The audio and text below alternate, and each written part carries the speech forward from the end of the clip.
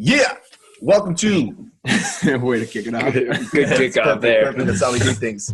The Xceleration Fitness Podcast. In case you guys didn't know, we are officially on iTunes. So right from the get, if you could leave us a review and if you could rate us, we would love it.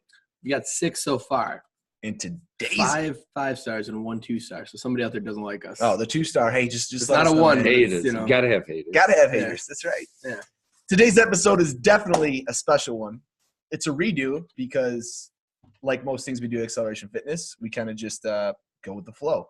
And last time we went with the flow, we had this guy on our show, and we lost the file. So, yeah, we're doing good, though. We're doing good. It's fine. It's all good. Just to give you guys an insight on what's going on right now, it is February 10th or 9th? 9th in Michigan.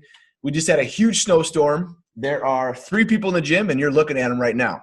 The gym is empty because of the snow, but we're here to bring fire with the head strength coach of Xceleration Fitness, Matt VanSumeren. Thank you. Appreciate it. So introduce yourself, Matt. I'm Matt VanSumeren. I grew up in Goodrich, Michigan. Went to Michigan Tech for my undergrad all the way up in the UP.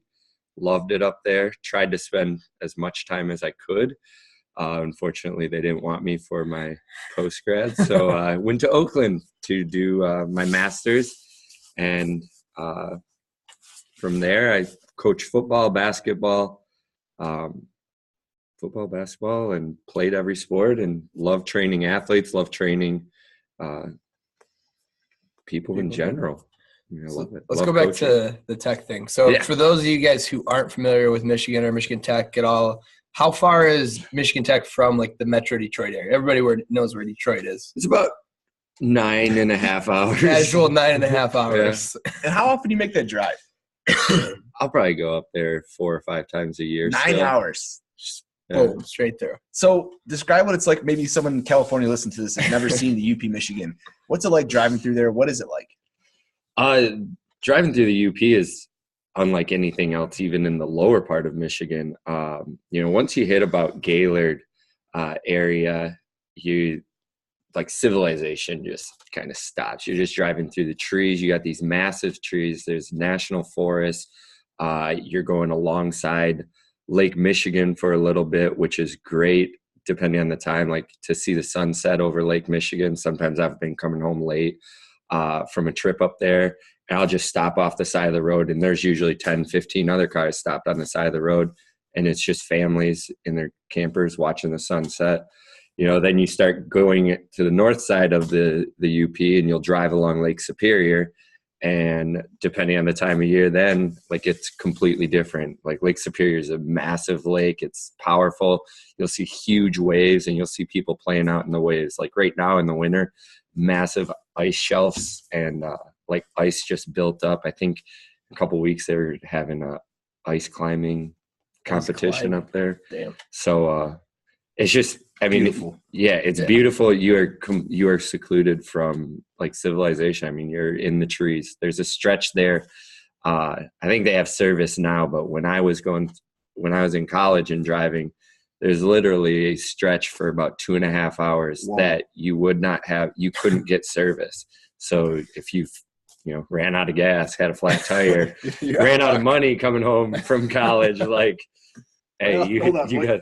So not only do you not have cell service, but in the UP of Michigan, I've heard that if you get pulled over or like get stranded, you don't got to just look out for like being alone. You got to look out for freaking wolves. I've seen a couple wolves on drives home. Seen a moose. I know my sister who's up there. She saw her first moose last week, and she's been up there for 6 years. Wow. So crazy. All right, let's get to the podcast right. and what Xceleration Fitness is. So the reason why this is so special and why we brought this guy on, he mentioned his education briefly. His education is very, very thorough. Certifications up the ass. But that just came out. I don't know why. But what Matt didn't say is Matt has coached well over thousands, 10,000 people. I mean, the amount of hours this guy has under his belt as a trainer, both for athletes and adults, is unreal. Matt came to Xceleration Fitness when Xceleration Fitness was in a dome, like a dome, meaning like a golf dome, either super cold or super hot. We had no equipment. We had nothing. Matt was the first official hire of Xceleration Fitness. And at that time, we had 0 adult clients, 0. We are now well over 400 clients. We just got voted #1 gym in Metro Detroit.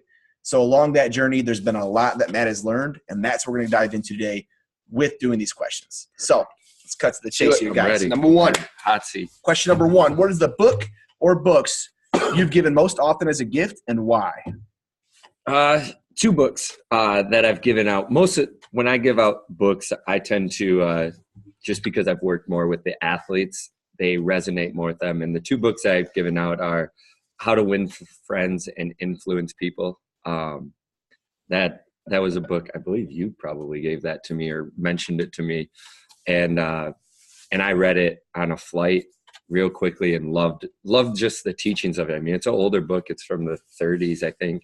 But a lot of the values and things that Carnegie talks about are relatable now. I mean, basically just teaches you how to be a good human being. And so I give that to a lot of my athletes that are high school going to college, because I feel like if I had that to read in college, even though I wasn't a big reader, it definitely would have helped me a lot, rather than 8 years later beginning my career. So that's one.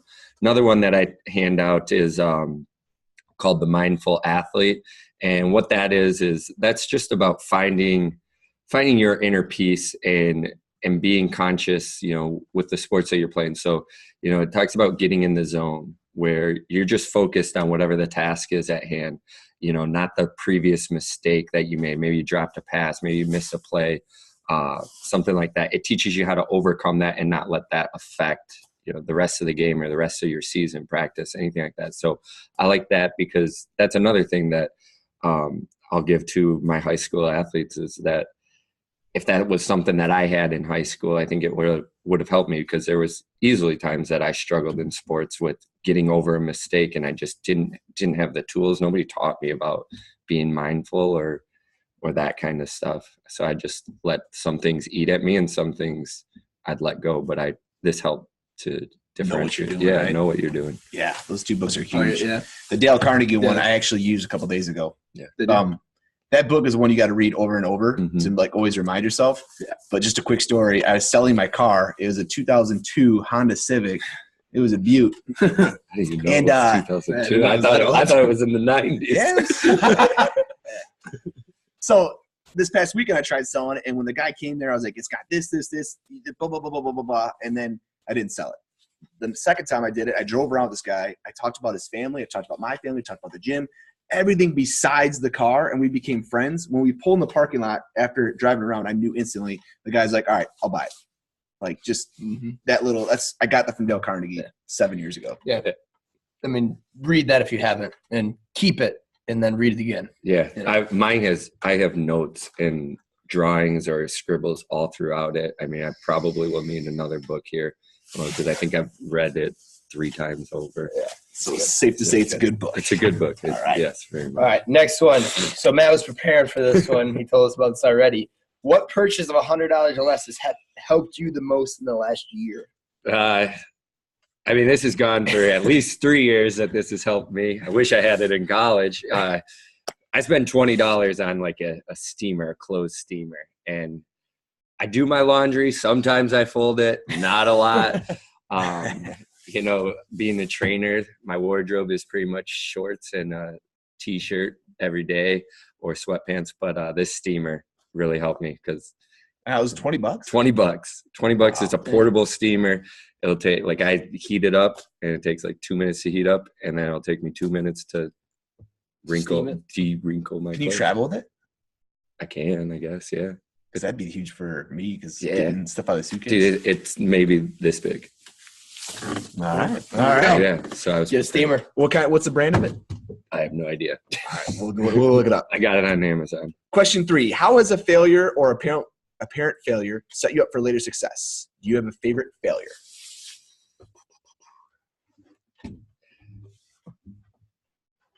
Yeah. So one of my favorite failures was, all through undergrad, I wasn't the greatest student. I probably didn't have my priorities set straight until about my junior or senior year. And my senior year, I had already made the plan to go to grad school. And so I wanted to take this class I thought was going to help me, look better on my resume, my college application, whatnot. And it was cardiopulmonary physiology. And it was the hardest class I ever took. And the first exam, I studied more than I'd studied for any other exam, probably like 14, 15 hours over the course of that week. Went to every class. Like I did everything that I thought I needed to be done to do well on this exam. Got to the exam, ran through it, knew everything, turned it in, was like the second or third person done. Came back the next week, got my test back. Person I was studying with, she was a very smart girl. She got hers and she got like a 38%. Ooh. And so I was like, shit. Uh-oh. Yeah.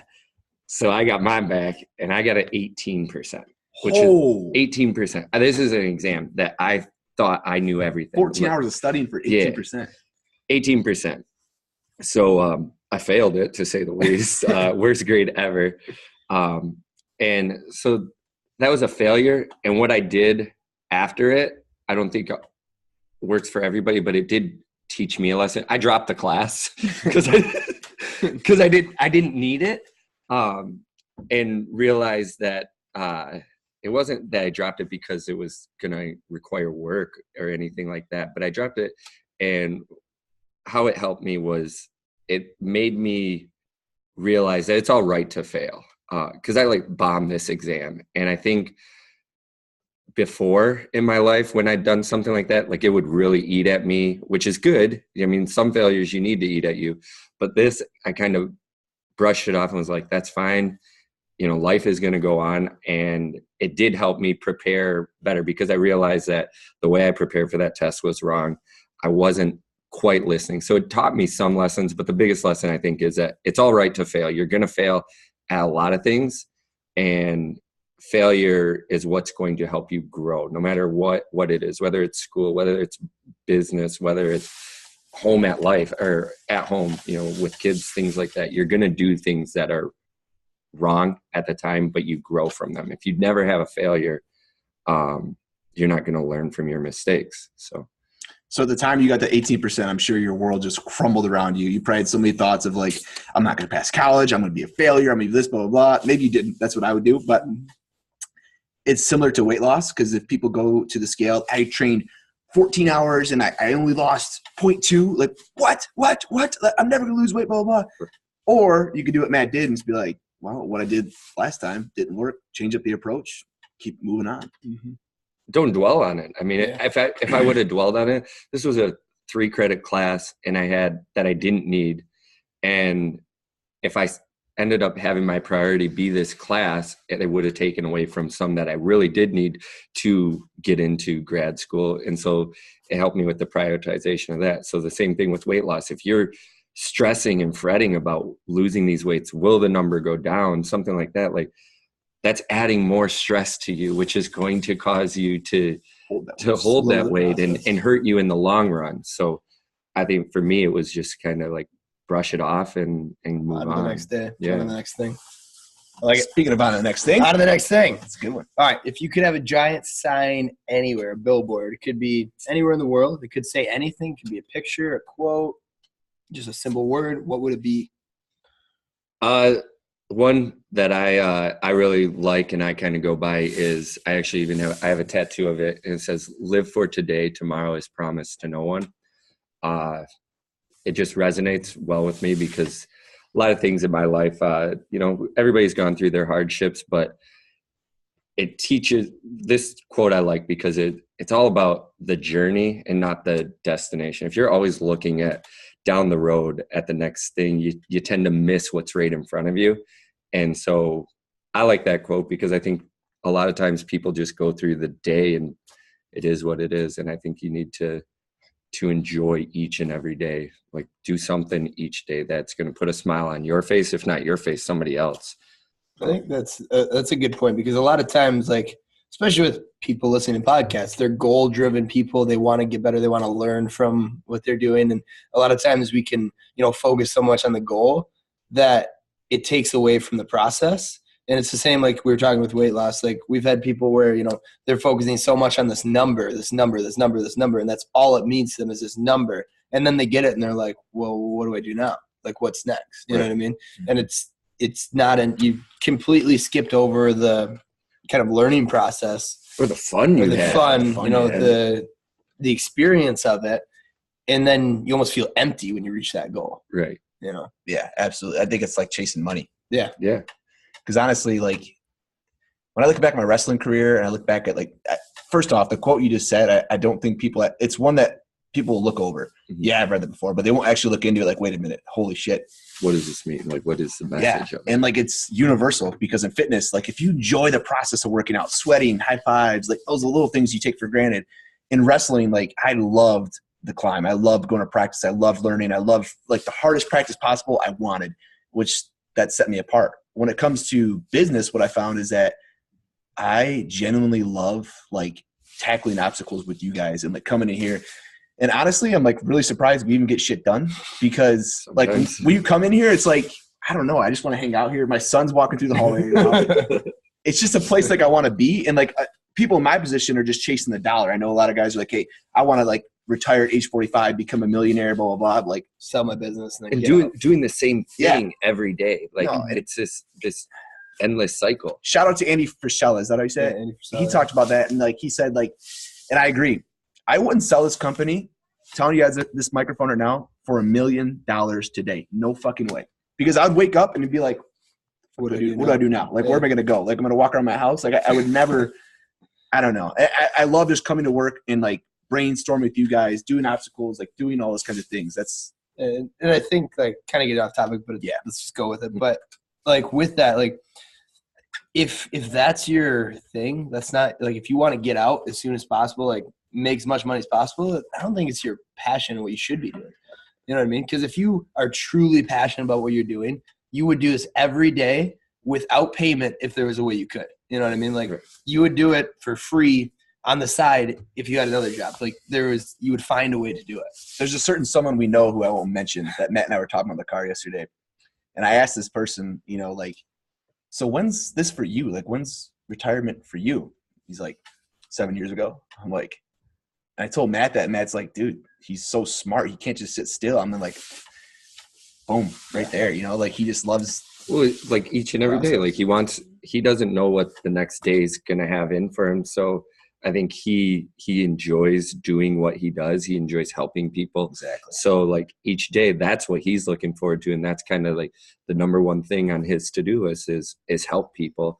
And if he were to retire, I think he loses that sense of helping people. But also like, I think knowing this guy, he's not somebody that he wants to make every day count kind of things. Cause he does, you don't know what's going to happen tomorrow. So for him, sitting at home might be nice, but I think he likes to work because he's helping people. Because he's helping people, and he knows there's going to come a day where somebody might want his help and he can't do it. It's funny. The people who love helping people are always the ones who are most successful too. Anyways, all right, good tangent, guys. What is the best or most worthwhile investment you've ever made? The steamer. not the steamer. Not the steamer. Not the steamer. Most worthwhile investment.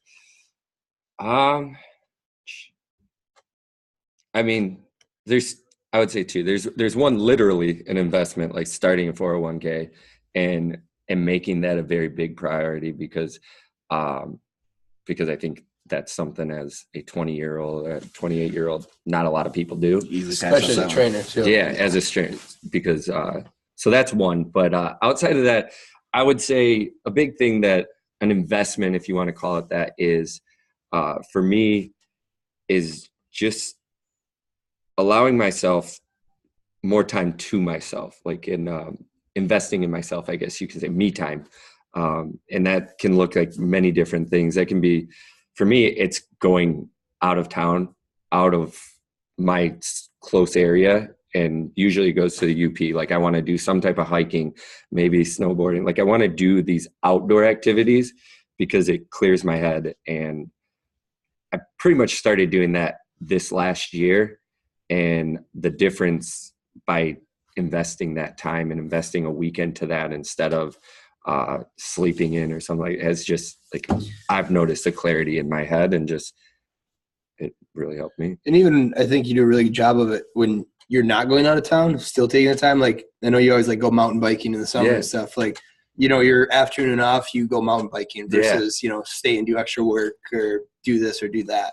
Like, that's very respectable. And it's something that I got like during one of my trips that I took this summer. I was talking to an older couple and just got to know their daily lives, what they did. They were from Denver or something like that. And they were telling me the people up, like Denver is Colorado is a very happy state, I guess you could say.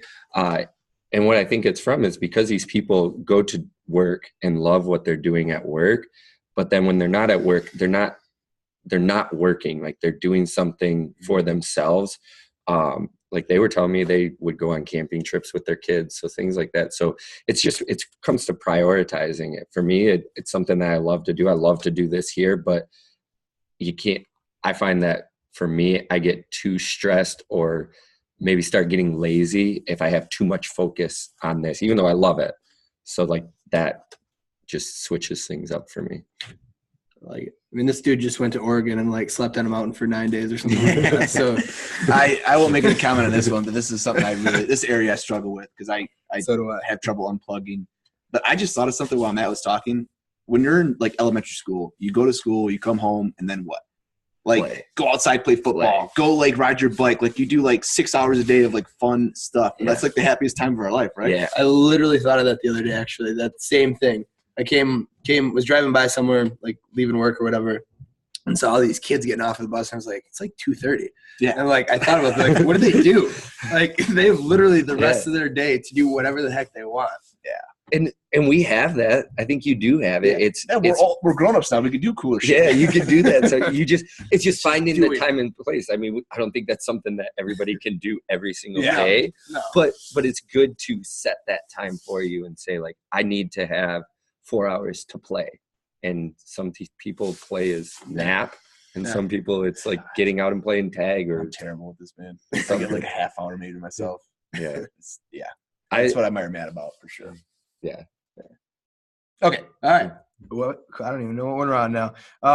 What is an unusual habit or absurd thing to most people that you do or that you love?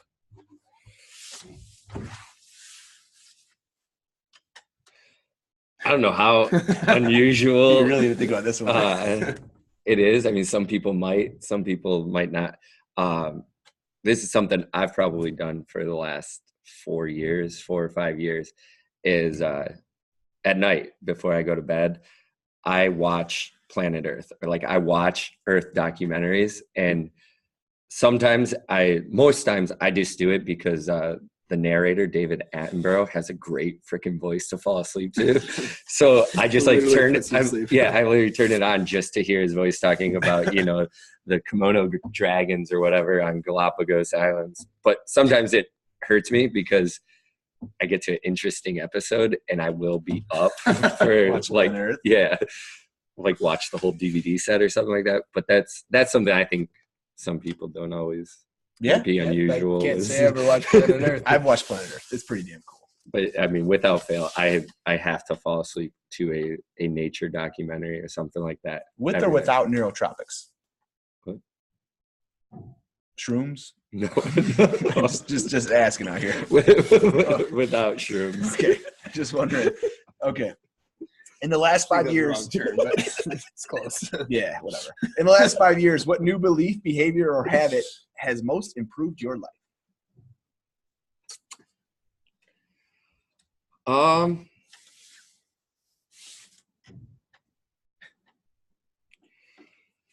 What's most improved my behavior, I would say, is going out of my way to, like, maybe not out of my way, but being a nice person. Like, it's simple, and I like to think of myself as a nice person, but, you know, in college or before I really started working here and gotten in this environment, met some awesome people, I don't think it was something that I really sought to do or saw the impact.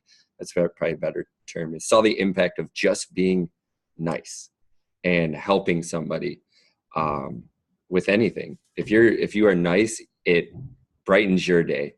It brightens their day. It could save their day. I mean, you don't always know what people are going through. So just telling them, like giving them a smile on the street. So for me, that's something in the last 5 years that I think has really been an impact for my life. I mean, I try and do something every day that's going to help somebody else.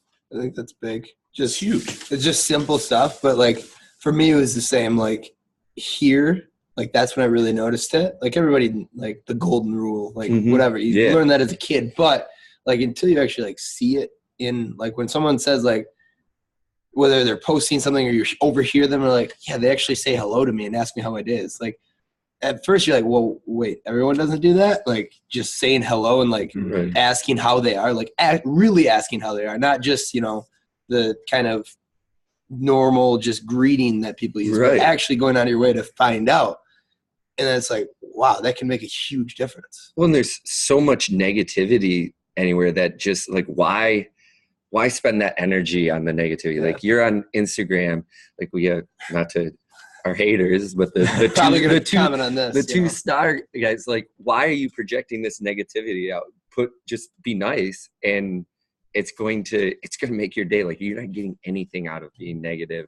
Yeah. But you get so much out of just a positive thought, just being a genuine good person. I think that really started with up at school at Michigan Tech, because the people up there are very nice. I mean, you go in a snowbank, you got 6 people that are pull you out. Like, so that it started there and has just blossomed for me being here. So, but I think it comes from surrounding yourself with like-minded people in that sense. Yeah. If you're around negative people, you're going to have a negative outlook. If you're around people that are going out of their way, not expecting a reward of being nice, like you're like, well, shoot, I should do that. This is another one that's simple on paper that a lot of people just overlook. Like, yeah, be nice to people. But yesterday, Matt drove 45 minutes one way to go see someone for 3 minutes who just had a friend pass away. And we got a text this morning. Yeah. Or her sister passed away. And we got a text this morning. And it was like the most meaningful text I could ever get. Like sound, mind, body, like what you guys have done for me, going through Xceleration Fitness, blah, blah, blah. And it's like, where the hell else do you get that? Right. And I want to say something too. Not to hate on corporate level jobs or something like that, but one day I was driving around to all the corporations around here, and I went in every single office, and I was like, hey, we have a challenge going on. Would you guys like to see it?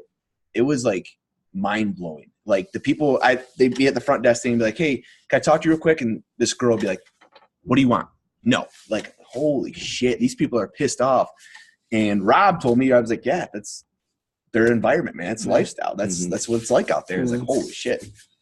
Yeah, it's crazy because we don't necessarily see that all the time. Obviously, hardly ever, because we're in a gym. That's our work environment, right? But like you hear it when people come in and they're like, this is like the best part of my day. And you're like, well, wait, it's just working out. But like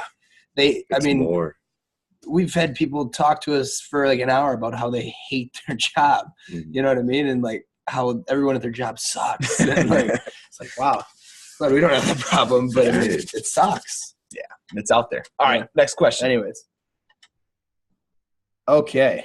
So what advice do you have? So Matt works a lot with like the interns here. Yeah. So he works with the college-aged people and the people who are still in college. So say an intern comes in, they're driven, they're smart. What advice would you give them on kind of that transition from, you know, out of the academic school mindset into the work? For training, for somebody that's looking to get into fitness or any type of health related field or things like that, I think what advice for them is to get the experience, the hands-on experience. There's so much that they teach in school, and it's good. You need to know how to squat properly and cue or know the correct technique. But in my opinion, it's a very small, minute part of being successful. You can write the greatest freaking program ever as a trainer, but if the client can't stick with it or doesn't like it, then it means nothing. So for getting this experience, this hands-on experience, I think really teaches them that not everything is going to go as the book says. you're going to have somebody that has hip issues that can't squat. So what are you going to do? What are you going to do to keep them as a client? And it's not going to be this awesome program. It's going to be, your relationship with them, how you talk to them. So there's more human relationship factors to being a successful fitness professional, I think. And that's the advice that I wish they would say more in school. Cause did you get that? My God, we talked about it yesterday in the car. Like someone we were driving with said, like, my teacher has 3 PhDs, this, like all this stuff. I'm like, okay, where the hell do they practice in the field at? Like, are they even like good? They can study the shit out of everything, but like, where do you get practical knowledge from? And Matt and I have certifications, and we're like, dude, I do nothing with the certification. Yeah. Like, we know how to pass a test. That's it. But it did nothing for our careers, honestly. So yeah, I'm with you on that for sure.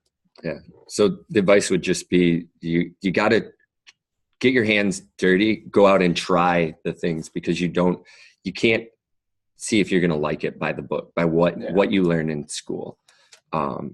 At least in the fitness profession, from my experience with it. And it helped me, because otherwise I would have stuck with orthopedic surgeon or something. How many stories have you heard of people who, like, I hear stories all the time. This guy didn't have a job. He went to this place and said, hey, can I just like shadow you for a week? Or can I just help you with like your hardest task for a week? I'll take out the garbage. I'll do whatever. And then bam, they got a job. Bam. Like, without even a degree in that field. Like, it happens all the time. Yeah. So this is a good one right here. What are bad recommendations you hear in your profession or area of expertise? It's going to be a whole podcast. Yeah, it's going to be a whole podcast. This guy does athletes. He does fitness as a whole. Oh, okay. I got one that, if there's one thing working with athletes, kids, that I have the biggest issue with. Get him. What he's going to say. I hate AAU and specialized sports. It is one of the biggest, in my opinion. It is a money grab. There is this thought around it that to be successful, to play in college, to play professionally, you have to do these AAU sports or you're going to fall behind.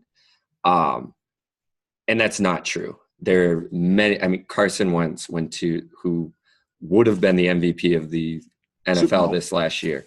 He went to North Dakota State, and I think he had 2 offers from D1 schools.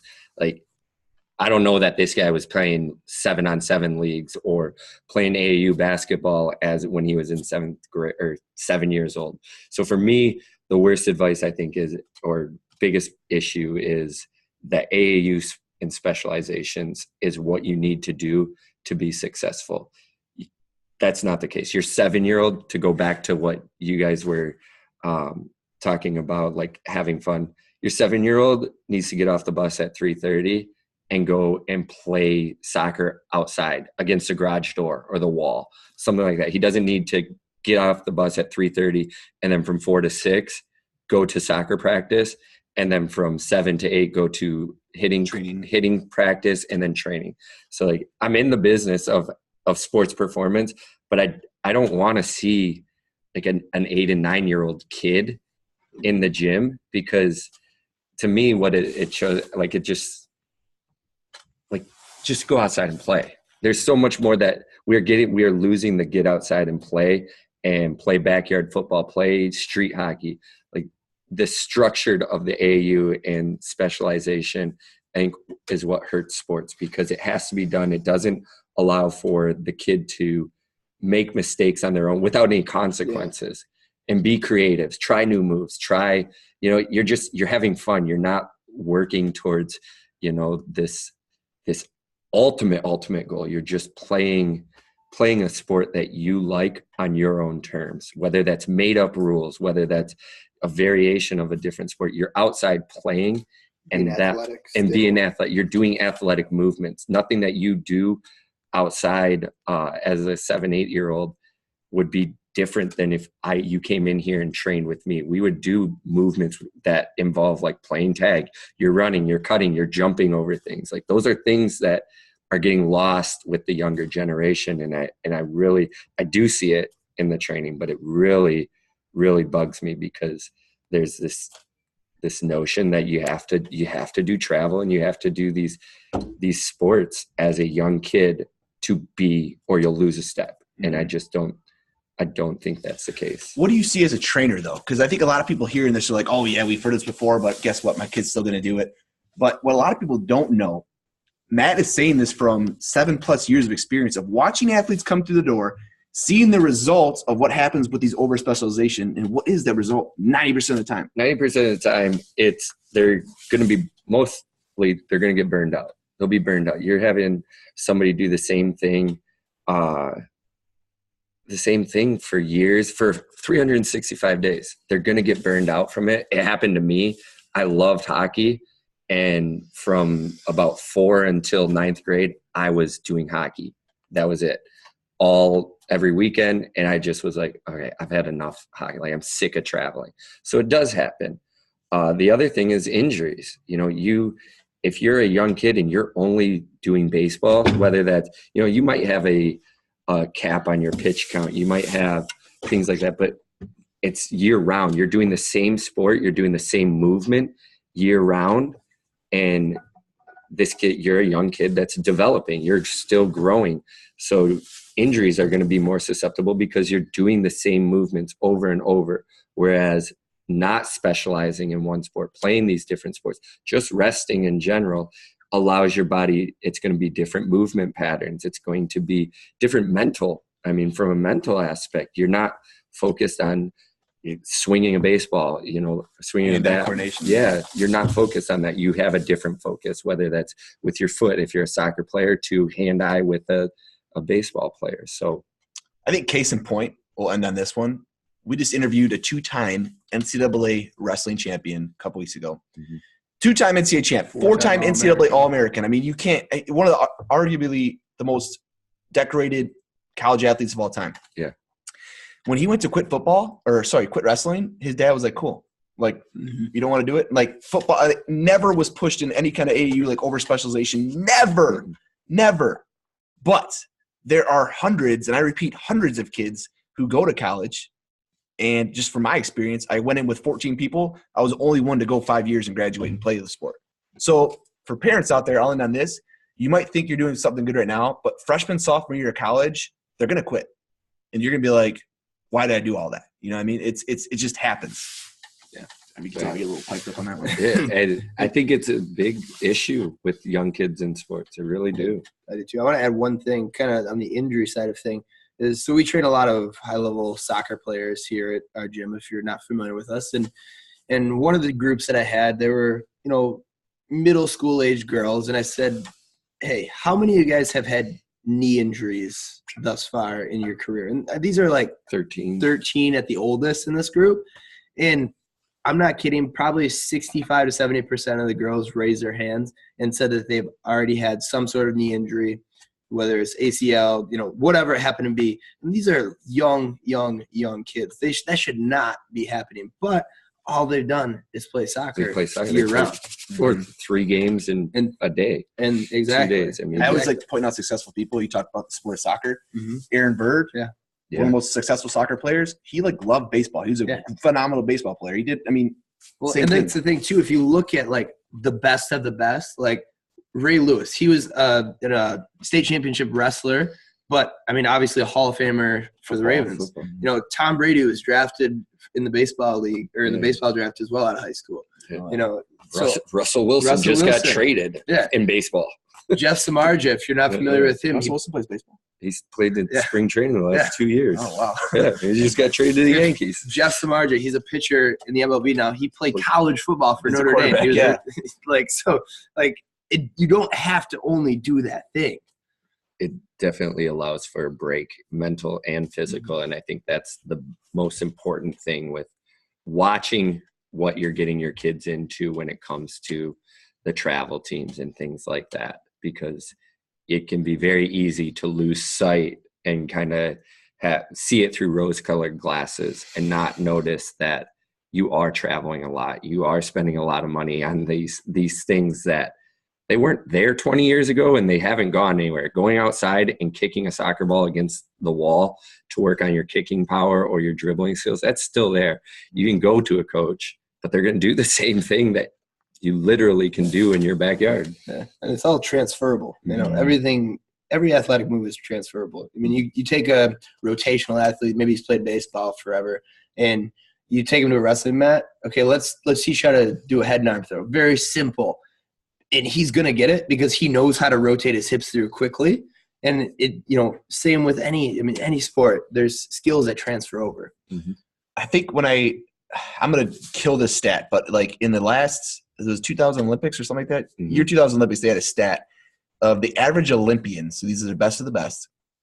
How many sports they played growing up, and it was like 2.6. Mm-hmm. And it was more for males than it was for females. Yep. Yeah. That's crazy. Anyways, all right. Yeah, we can go on that all day. That's all right, podcast. where are we at now? Okay, so in the last 5 years, what have you kind of become better at saying no to, whether it's an investment of time, energy, money, whatever it happens to be? I knew you guys were going to ask this one. And I'm terrible at saying no. Like that, I don't say no enough, and I need to work on it. You said no last weekend at Sam's birthday. Well, yeah, I did say no to that. But no, that's something that I very much am aware that I need to be better at, because sometimes I do get myself bogged down by saying yes to, seeing friends and family. Like I need to say no for myself. And I've worked on it by doing things this summer. And it goes into taking that time for myself, was essentially saying no to other people. But it's something I need to work on, quite frankly. I'm not good at it. I think it's kind of the nature of what we do, though. Yeah. Okay. Last question, then we get to the fire round, so stick to these guys. What do you do when you're overwhelmed, unfocused, need a reset? I think we know the answer. Climb out. No, I clean. Man, I clean. Really? Yeah. I did not know this. I didn't know that either. When I get overwhelmed and feel like I have too much on my plate, I have to clean my room or my apartment. Like, I mean, not deep clean, but I need it to look good. I'll put the dishes away, wipe the tables, counters, vacuum. Like, it's just a deep clean, and then I can start organizing my thoughts or my tasks and things like that. But whenever I'm overwhelmed, it's that. That's a good one. I just throw Pandora on, and I just clean for 30 minutes, and then I'm good. That's really good. I have not heard that one yet, and that's really good because I feel so much better when I have like a clean desk. I have to have everything clean. All right. It's good. Here comes the fun stuff. Round. Okay. All right, so we're going to ask questions. First thing that comes to mind, fire it off. Okay. Right. Favorite movie? Pineapple Express. Solid. Speaking of pineapple, can pineapple go on pizza? Yes. Yes, absolutely. All right. Favorite quote? Well, I guess you kind of already answered that one. Maybe it's not your favorite quote that you have tattooed on you. Yeah, that's my favorite quote. That's my favorite quote. All right, next question. Stuck with me. You're in a 90s music group. Okay. You could be solo, could be in a group. Who are you?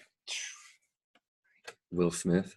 Oh, okay. Fresh Prince. Okay. Nice. Nicky P. Yes. All right. So, favorite ice cream flavor? Oh. I mean, if we're going real specific, we'll talk Ben and Jerry's. What is Jimmy Fallon late night? Yes. Gotta go. Tonight dough. Is that the cookie dough? Yeah. Tonight dough, yeah. That has literally everything. Yes. It's got brownies, chocolate chip cookie dough, vanilla. I think it's caramel. In there too. I mean, everything good is in there. All right. Last question. Pull out your phone. Oh, boy. Open up a text message. Okay. Go to your latest emojis. All right, I'll do this one for you. Okay, latest emojis. Mm-hmm. Or most used. Okay. Left column. All right, read them down that way. Laughing, crying, the stale face, or you want the eyes straight one. The smirk, the okay, and then the wink. Sounds like you were on a date this weekend. No. Crying, laughing. Yeah. Stale face. Maybe. Huh. Okay. I don't know. Maybe I was. Maybe I wasn't. All right, guys. That wraps up the podcast. Xceleration Fitness. Hey, if you listen to this whole thing, if you made it this far, so long. Yes, please do us a big favor. Rate us on rate us on iTunes. Give us 5 stars. Share this podcast, especially if you have, I think for this one, if you have any athletes or know of any athletes and parents and stuff, definitely a great one for them. To find more of Matt VanSumeren, he posts awesome stuff on Instagram, especially if you're an athlete. Definitely go follow him. It is at Matt Vans 12. Spell it out. So MATTVANS 12. That'll be in the description below as well, guys. Yeah. Yeah. All right, guys. Well, thank you for having me. See ya. Later.